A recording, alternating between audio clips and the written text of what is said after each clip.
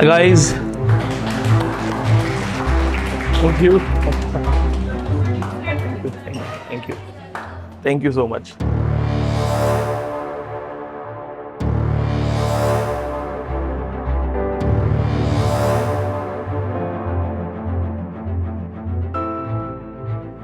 कल मैं बाहर था मॉल में, इंफॉर्मेशन आई, एक रिजल्ट डिक्लेयर हो गया।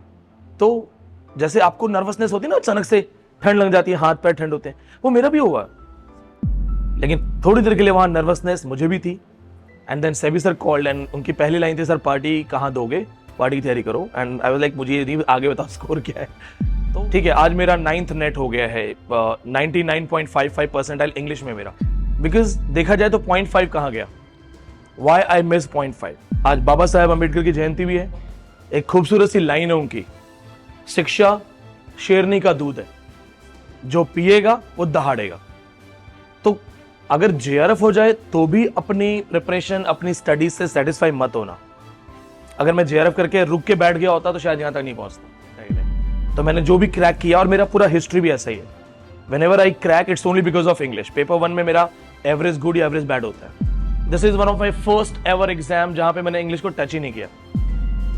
जीवन में मैं टीचर नहीं बनना चाहता था, मेरा कोई मन नहीं था टीचर बनने। मैंने मेरे किसी भी इंटरव्यू आप देख लेना, मैंने कभी नहीं कहा मैं टीचर बनना चाहता था। जिंदगी में क्या काम आएगा, कैसे करता हूं, मेरा पर्सनल है, मैं क्यों कर रहा हूं, कुछ भी मान लो। नेम फेम चाहिए, हाँ चाहिए, नेम फेम क्यों नहीं चाहिए भैया। अखबार में नाम तो बैंक डकैती करके भी आ जाएगा। तो मैं तो पढ़ के ला रहा हूं। कोशिश ये करता हूं कि जो पढ़ना है, जो आ सकता है, जो पुराने पेपर में है, नया क्वेश्चन है, घर पे पढ़ो, इनको इनके टॉपिक्स में पढ़ाओ, 2 घंटे डिस्कशन करो, अपना रिवीजन हो गया। तो अगर मैं पढ़ करके फेमस हो रहा हूं, चलो रिजल्ट लाके, तो क्या दिक्कत है। मैं तो दिल्ली यूनिवर्सिटी में पढ़ाया, मैंने तो उनको देखा जिनकी मैं सामने धूल हूं। मैं उन इंग्लिश टीचर्स को देख के आऊं जिनके सामने आई एम नोबडी। तो मेरे सामने तो बड़े बड़े वो भीष्म पितामह है कि यार उनके लेवल पे जाना है। दूसरी चीज, क्यों बार बार एग्जाम दे रहा हूं। आप अफोर्ड कर सकते हो 6 महीने वापस ले आओगे, फेल हो गए तो पैसे तो चलो फिर भी आ जाएंगे, मान लेता हूं पैसे आ जाते हैं। ये समय नहीं आएगा कि अगर मेरा स्टूडेंट एग्जाम देने जा रहा है तो टेक्निकली वो मैं ही एग्जाम दे रहा हूं। तो मैं तो परफॉर्म करूं ना करूं, मेरा स्टूडेंट जरूर परफॉर्म करना चाहिए। And that is the reason I attempt multiple exams, करता रहूंगा। 10 तो मेरा मिनिमम टारगेट है, तो हो सकता है नेक्स्ट जून में 10वां भी निकाल दूं मैं। जो उल्टा सीधा बोलते हैं, इतनी डिग्रियों का अचार डालेगा क्या, तो फिर तो आपको शिक्षा में आना ही नहीं चाहिए कभी। दूसरा, इतना नेट करके भी क्या हुआ, नौकरी तो मिली नहीं। करवा रहा था, जिसके लिए कबीर जी ने कहा है, जाका गुरु भी अंधला, चेला खरा निरंध, अंधा अंधा ठेलिया, दोनों को पढ़त। जिसका गुरु अंधा है उसका चेला भी अंधा हो। मैं तुम्हें मजाक में नहीं कहता कि तुम इस मेरे प्लेन में और मैं पायलट हूं। अब जो भी प्लेन हिल रहा है, जैसा भी है, जस्ट स्टे, जुड़े रहो। तुम्हारा कंपटीशन पता है किससे है, सिर्फ गिने चुने उन लोगों से है जो मेहनत भी कर रहे हैं और पॉजिटिव माइंड के साथ रहेंगे। बाकी 90% नेगेटिव माइंड है, जाने दो, वो तुम्हारा कंपीट करेंगे ही नहीं। क्योंकि अपने आप से रोज बात करो कि मैंने आज क्या सीखा, मेरा क्या लेवल है, और you have to train yourself. TS. Eliot has said this, the need of this time is to be the best. और ये मेरा मोटो है, मेरा पर्सनल मोटो है, be the best.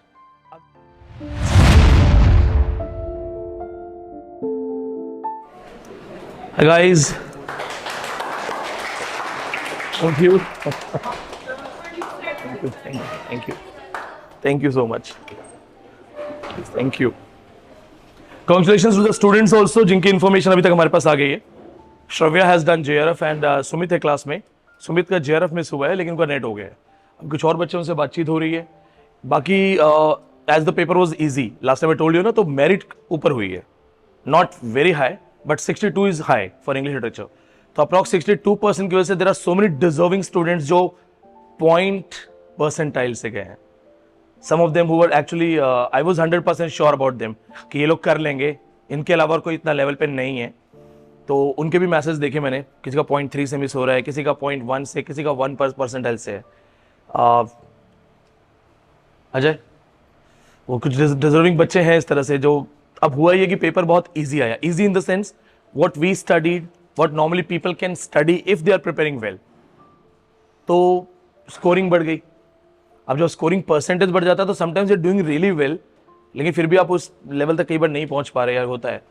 So all those who have missed it, we have a fight in the month of June. Life is not that easy, let me be blunt, ठीक है। एक simple सी बात है, आज बाबा साहेब अम्बेडकर की जयंती भी है।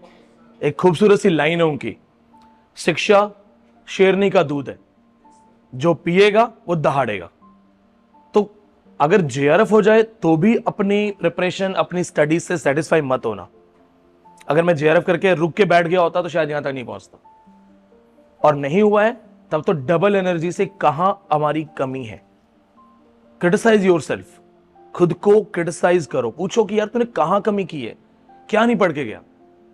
ठीक है, आज मेरा 9th नेट हो गया है, 99.55 परसेंटाइल इंग्लिश में मेरा, तो मैं बहुत फूल के नहीं घूम सकता, बिकॉज देखा जाए तो 0.5 कहां गया, वाई आई मिस 0.5।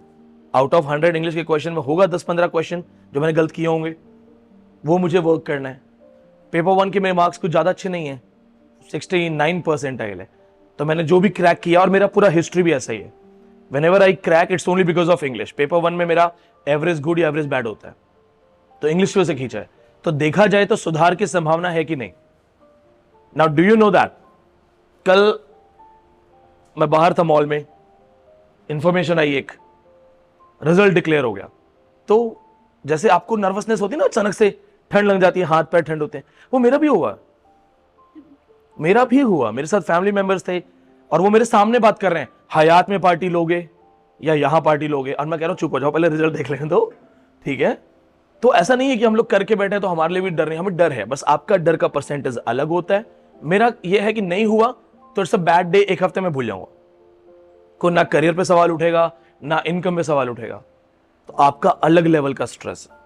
लेकिन थोड़ी देर के लिए वहां नर्वसनेस मुझे भी थी, and then Sebi sir called, and उनकी पहली लाइन थी, सर पार्टी कहां दोगे, पार्टी की तैयारी करो। एंड आई वाज लाइक, मुझे नहीं आगे बताओ स्कोर क्या है। तो देखा जाए तो I have missed my 3rd JRF. Age के अकॉर्डिंग तो नहीं देंगे, वो 31 के बाद नहीं देते हैं, बट 99.7 पे शायद जेआरएफ है, और मेरा पासिंग है 98.99, सो 0.1 परसेंटाइल के आसपास मैंने जेआरएफ मिस किया। सो फॉर मी मेरा जून टारगेट जेआरएफ होगा, और मैं अपनी गलती पे काम करूंगा, पेपर 1 की गलती पे। अब इंपॉर्टेंट यह है कि हम अपनी अपनी गलतियां सामने रख सकते हैं कि नहीं। मुझे मेरी गलतियां पता है। पहली चीज, एग्जाम क्वालिफाई करना, एग्जाम क्रैक करना मेरा फर्स्ट टारगेट नहीं है, वरना मैं सब छोड़ के पढ़ूं, बिना पढ़े, सिर्फ जाने से पहले। आपको पता है, जाने से पहले मैंने आपको बताया भी था कि मैंने अंकिता मैम के सिर्फ नोट्स देखे थे 2-2.5 घंटे, और कुछ नहीं देखा था, और उनके सामने अंकिता मैम के सामने बात की थी मैंने।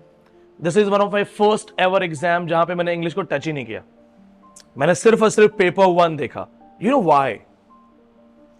क्योंकि नेट के इंग्लिश सिलेबस में जो भी आता है वो मैं क्लास में पढ़ाता हूं। I never avoid any topic जो पेपर में आ सकता है और मैं क्लास में ना पढ़ाऊं, वो क्लास में मैं पढ़ाऊंगा। बेनिफिट 2, मेरा स्टूडेंट भी क्रैक कर लेगा और मेरा रिवीजन हो जाएगा। तो that was the only reason. देखा जाए तो इकलौता नेट एग्जाम हो सकता है जिसमें शायद मैंने इंग्लिश को टच ही नहीं किया है। क्यों? क्योंकि हर वो चीज हम यहां डिस्कस कर रहे हैं, चाहे वो थ्योरीज हो, चाहे वो कल्चर स्टडीज का पार्ट हो, चाहे वो लिंग्विस्टिक्स के पार्ट हो, चाहे वो अननोन टॉपिक्स हो। अब इमेजिन करो कंपटीशन किस लेवल पे है। मेरे राजस्थान सेट का रिव्यू देखा था, वीडियो देखा था आपने? उस वीडियो में मैंने क्या बात कही थी कि मुझे 50% पेपर मुझे नहीं आता है। ठीक है, I am not the best, but I am definitely better than hundreds of student जो अभी उस लेवल पे नहीं है।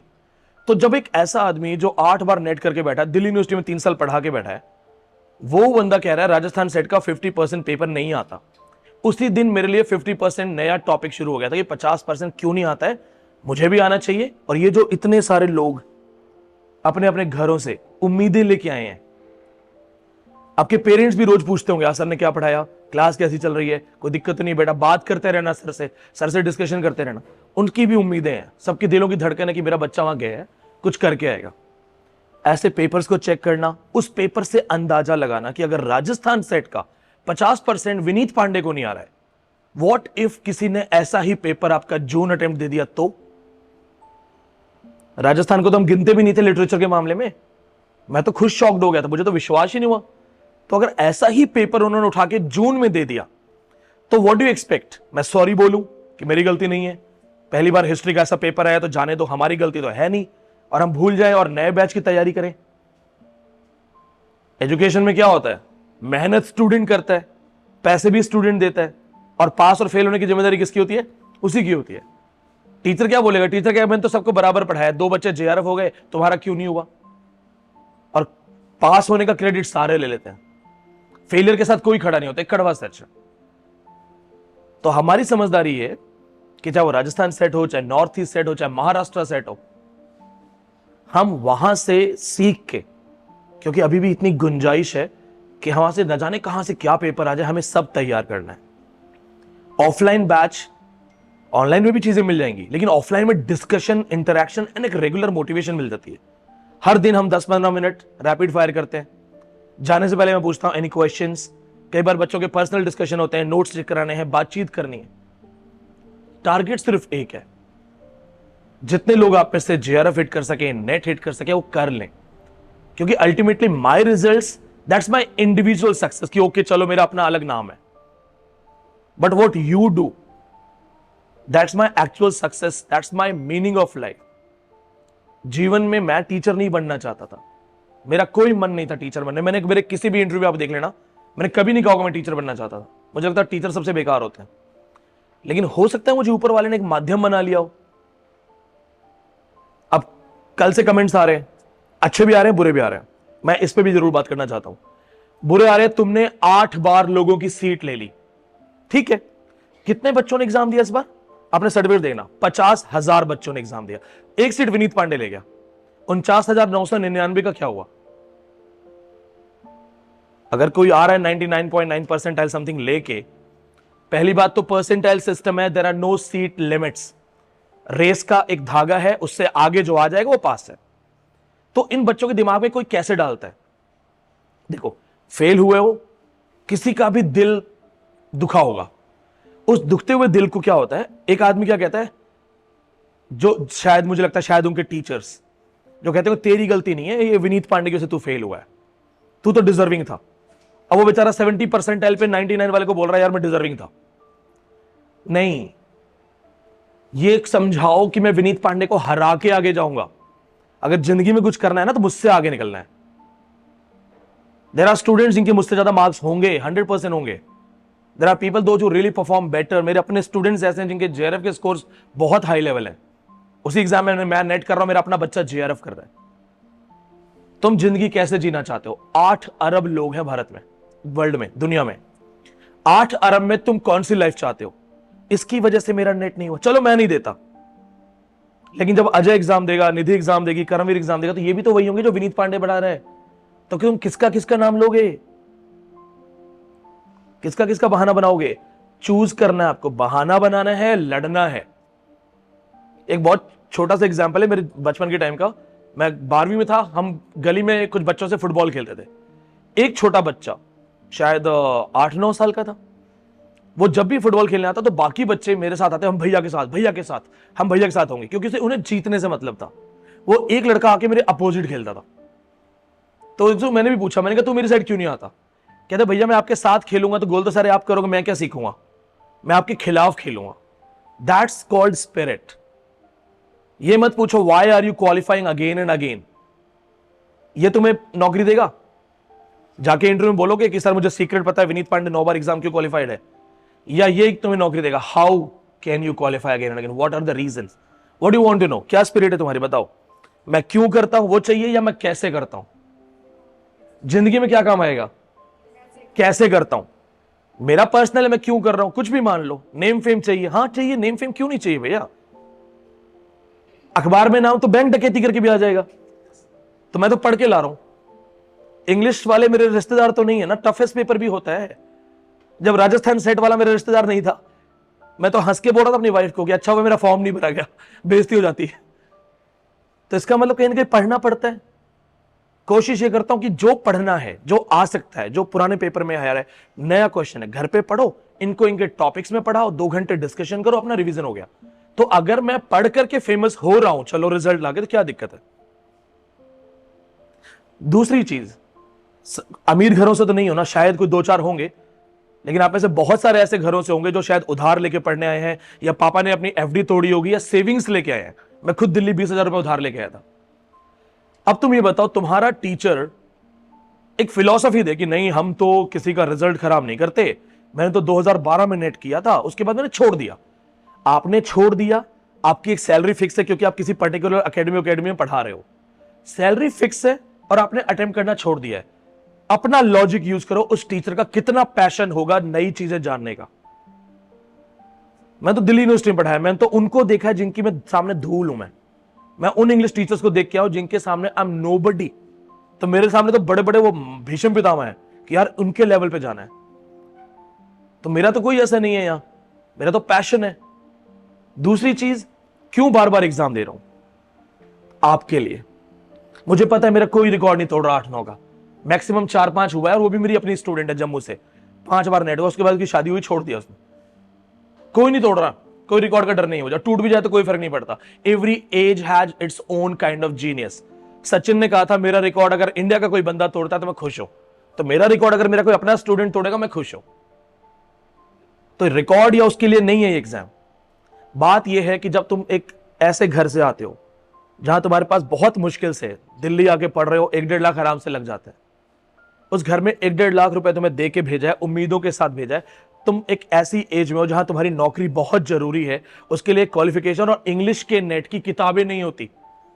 बोलने को सब बोलते हैं I am the best, I am the best. Market में इंग्लिश की किताबें नहीं है, जाके कभी अफ्रीकन, जर्मन, फ्रेंच ढूंढ लो, कुछ नहीं मिलेगा। और जो बुक्स हैं वो क्रिटिकल अप्रोचेस वाली है, वो नेट के क्वेश्चन रैंडमली एक आता है। राजस्थान सेट में बताया भी था 6,000 रुपए की किताब में से सिर्फ एक क्वेश्चन आया था। कई बार बच्चे बोलते हैं इंग्लिश आसान है, हमारा पॉलिटिकल साइंस है। एक डिबेट भी सुबह हुई थी मेरी किसी से, मैंने कहा बहुत इंग्लिश बहुत अलग है। पॉलिटिकल साइंस पिछले 5 साल के पेपर कर लो, हो जाएगा। इंग्लिश में हमें भी नहीं पता, तो बीइंग अ टीचर पता नहीं कितने साल से ऑफलाइन पढ़ा रहा हूं, देयर आर टॉपिक्स 10-15 जो हर बार पेपर में ऐसे होते हैं जो मेरे भी आउट ऑफ रीच होते हैं।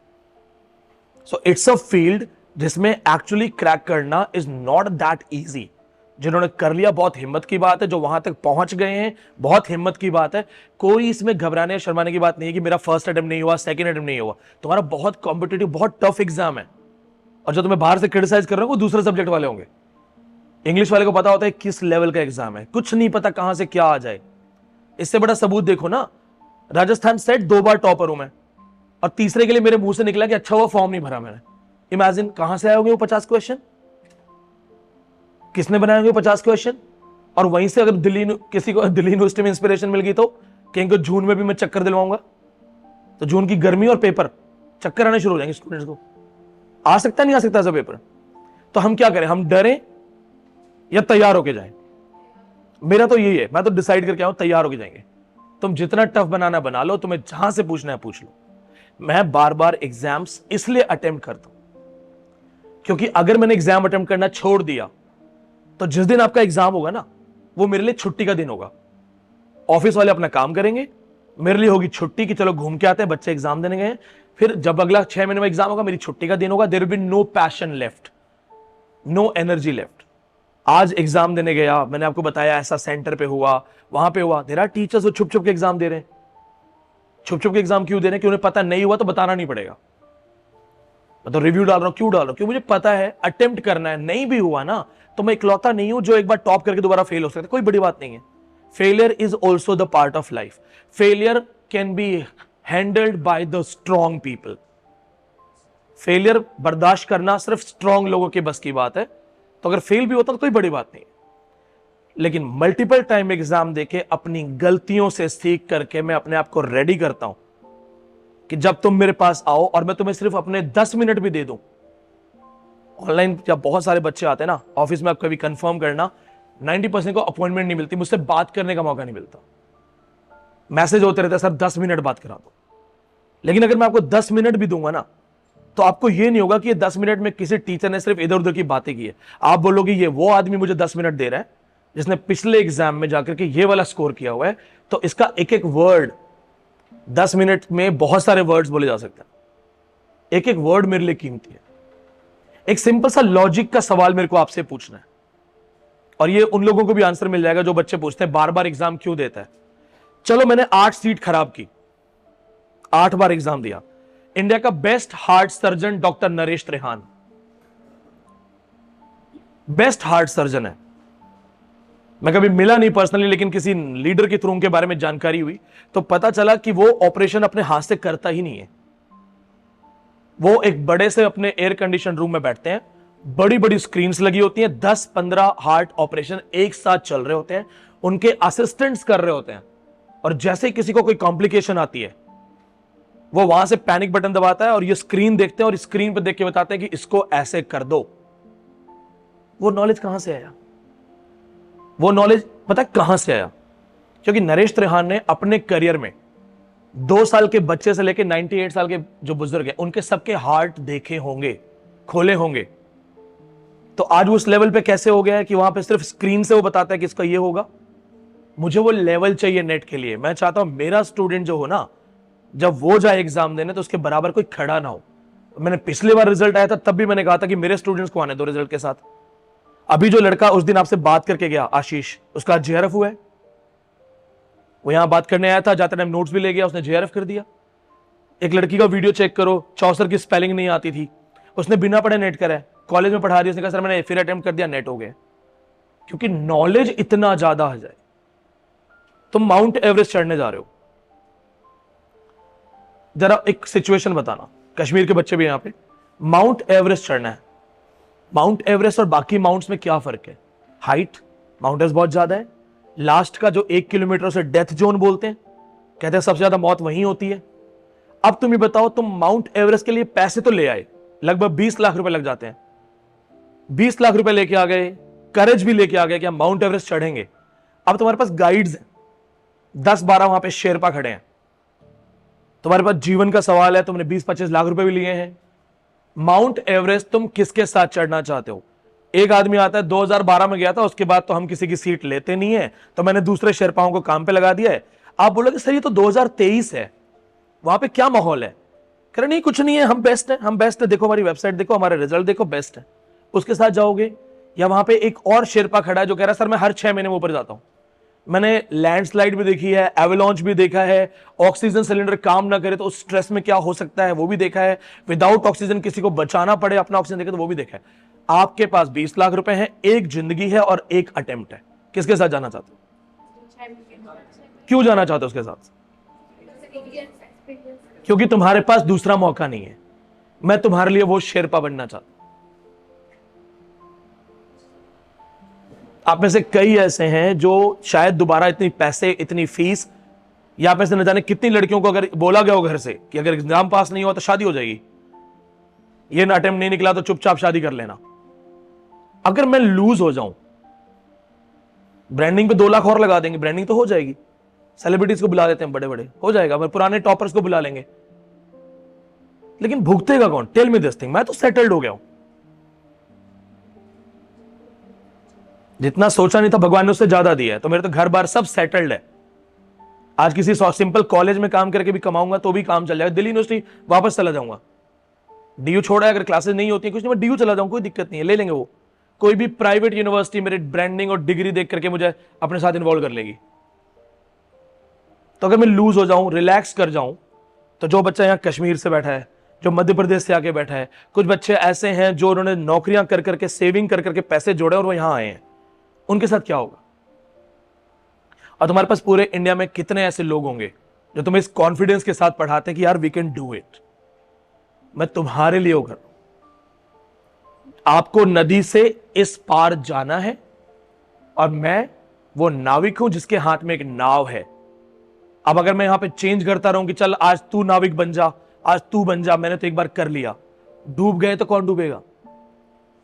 लेकिन अगर मेरा काम सिर्फ इतना ही हो, मेरा काम सिर्फ इतना ही हो कि यार जो मेरे पास इस किनारे आया है, भरोसे पे आया है, उसका जीवन है मेरे हाथ में, उसको इस किनारे तक मैं ईमानदारी से ले जाऊं अपने बेस्ट परफेक्शन के साथ, तो अगर उसके लिए मैं नाव चलाने की प्रैक्टिस करता रहता हूं, रैपिड में नाव चलाता हूं, बाढ़ में नाव चलाता हूं, टफेस्ट एग्जाम भी देखे मैंने, तो किसका ज्यादा फायदा है? आप अफोर्ड कर सकते हो 6 महीने वापस ले आओगे, फेल हो गए तो पैसे तो चलो फिर भी आ जाएंगे, मान लेता हूं पैसे आ जाते हैं, ये समय नहीं आएगा। तो क्या आप चाहते हो कि आप जिस विनीत पांडे के पास जा रहे हो वो रिलैक्स और कूल, आप तो बहुत इमोशन के साथ कि सर प्लीज मुझे कुछ करना है, कुछ करना है, और मैं रिलैक्स रहूं कि अरे रोज का काम है यार, 6 महीने और बच्चे आ जाएंगे, जाने दो, पैसे इसने दे दिए। तो do you want me to be relax like that, और do you want me to be sharper, a leader who inspires from the front? अब वो मेरी अपनी जिद है कि अगर मेरा स्टूडेंट एग्जाम देने जा रहा है तो टेक्निकली वो मैं ही एग्जाम दे रहा हूं, तो मैं तो परफॉर्म करूं ना करूं, मेरा स्टूडेंट जरूर परफॉर्म करना चाहिए। And that is the reason I attempt multiple exams, करता रहूंगा। 10 तो मेरा मिनिमम टारगेट है, तो हो सकता है नेक्स्ट जून में 10वां भी निकाल दूं मैं। और दूसरी चीज जो उल्टा सीधा बोलते हैं, इतनी डिग्रियों का अचार डालेगा क्या? तो फिर तो आपको शिक्षा में आना ही नहीं चाहिए कभी, क्योंकि आप तो पेपर पब्लिश करोगे, पीएचडी करोगे, कल को किताबें लिखोगे, तो 10-12 डिग्री तो आपके पास हो जाएगी। तो अगर आपकी मानसिकता डिग्रियों के साथ अचार डालने की है तो आपको सच में शिक्षा व्यवस्था में नहीं आना चाहिए। दूसरा, इतना नेट करके भी क्या हुआ, नौकरी तो मिली नहीं, वो मेरा पर्सनल रीजन है ना, मुझे मिली या नहीं मिली, वो मेरा पर्सनल रीजन है। या तो आप मुझे देखो जानते नहीं हो, मुझे अलग बात है, या तो आप जानते हो कि ये बंदा दिल्ली यूनिवर्सिटी में पढ़ाता था, ठीक है, नहीं जानते हो तो भी कोई दिक्कत नहीं, हो सकता है आप गवर्नमेंट जॉब लेना चाहते हो, मेरे को नहीं जाना है गवर्नमेंट जॉब में, और अब तो एकदम नहीं जाना है।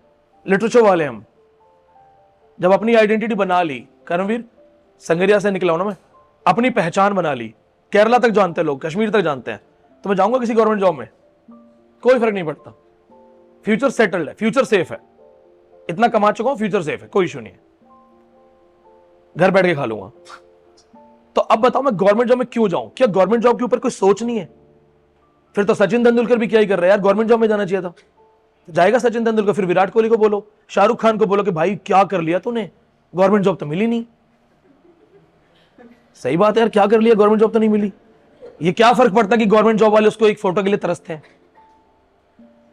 Students must understand that champions का एक ब्रेन होता है, एक माइंडसेट होता है। We need that mindset. अगर तुम्हारी रेस में तुमसे बेहतर दौड़ने वाला है तो अपने आप पे काम करो, रो मत, क्योंकि जिस दिन मैं छोड़ दूंगा दूसरा टॉपर खड़ा हो जाएगा। तुम्ही में से बहुत सारे ऐसे होंगे जो जेआरएफ की रैंक निकाल सकते हैं। There are so many of you deserving.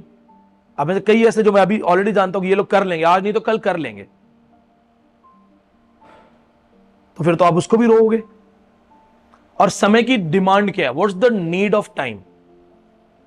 क्या बताओ, समय की डिमांड क्या है? मैं जाके किसी जेएनयू प्रोफेसर को बोलूं सर प्लीज नौकरी छोड़ दो, हमारे जैसे को मौका दो, या मैं उस लेवल पे पढ़ूं, उसके लेवल से सीखूं, मैं जाके सर से सीखूं सर आपने क्या क्या किया था जेएनयू प्रोफेसर बनने के लिए, मैं भी बनना चाहता हूं। What's the need of time? तुम कौन हो? अपने आप से बात करो। और तुम किस वाले ग्रुप में आते हो? रोने वाले ग्रुप में कि सर प्लीज आप एग्जाम में मत आना? अरे मैं तो अवेलेबल हूं, मुझसे बात करो, मुझसे सीख के जाओ, मुझसे ज्यादा पढ़ के जाओ, एटलीस्ट यू कैन स्टडी। मैं तो सिर्फ क्लास पढ़ा के भरोसे पे गया हूं, तुम तो 10-10 घंटे पढ़ सकते हो। And there are students they must have scored better than me. जहां मेरा जनरल जेआरएफ मिस हुआ है 0.1%, there are people they have done it. तो वो कौन है? वो मुझसे आगे निकल रहे हैं। तो वो रो रहे थे, उन्होंने मेहनत की।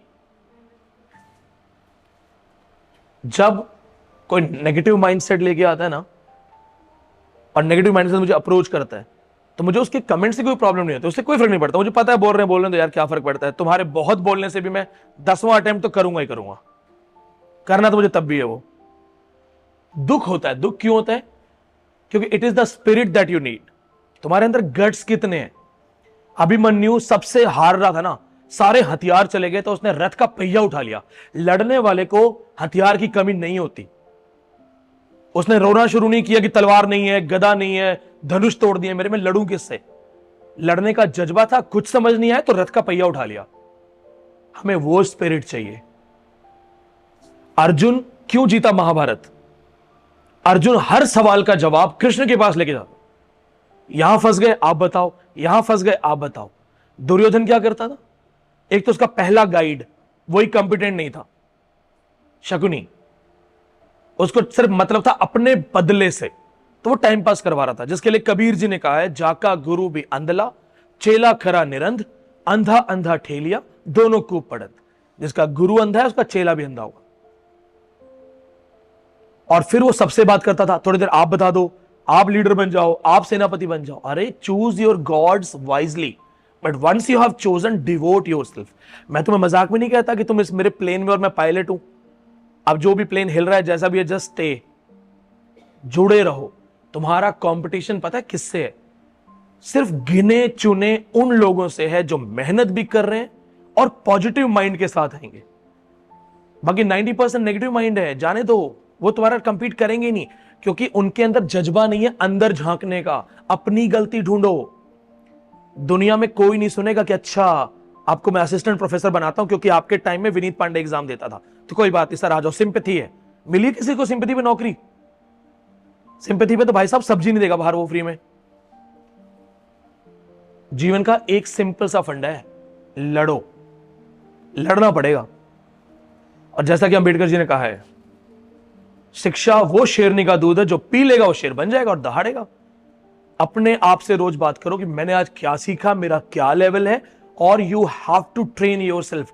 TS Eliot has said this, the need of this time is to be the best. और ये मेरा मोटो है, मेरा पर्सनल मोटो है, बी द बेस्ट। अगर अटेम्प्ट कर रहे हो, भिड़ना है, चैलेंज लेके भिड़ना है, तो फिर बी द बेस्ट। कोई भी आपको नहीं रोक सकता। That's my message to you.